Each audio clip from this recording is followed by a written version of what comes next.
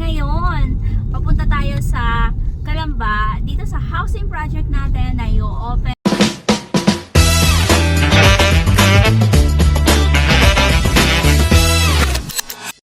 Another subdivisions rising here in Mahada in Calamba. Single attached at complete turnover pa. Going to our new subdivisions ay dadaanan natin itong schools ng Mahada in Calamba. Very progressive at accessible din ang lugar na ito dahil maraming public transport. Kaya if you are working in the metro, ay accessible ang lugar dahil malapit din ito sa expressway. Ilang minutes lang from the metro ay nandito ka na sa site ng housing project natin sa Calamba.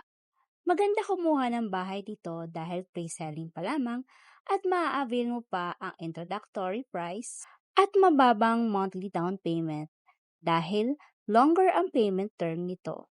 Unlike kapag developed na ang lugar at marami na nakatayong bahay at ready for occupancy na, ay mas mataas ang value ng property at kung ano lang ang available na units, yun lang ang choice mo na pagpilian.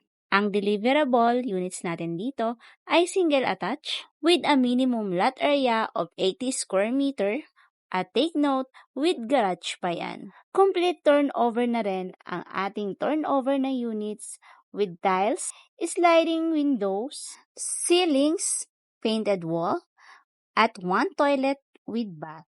May setback rin sa likod para ma-extend mo ang unit mo for your kitchen. Going to our second floor ay meron tayong 2 rooms with ceiling na rin at tiles, kaya ikaw at gamit mo na lang ang kulang. Dahil naka-pre-selling stage ang ating subdivisions, mas makakapili ka ng blocks and lots at pwesto ng bahay na gusto mo. Alam mo ba, for 6,000 reservation only, 10,600 naman sa monthly down payment, payable maximum for 24 months at shorter term minimum payment of 10 months. Ang kagandahan dito, dahil single at attached ang itatayo, mas mabilis ang constructions. Targeting this early 2027 ay may pa-process at mata-turnover ang housing loan mo kay Pag-ibig.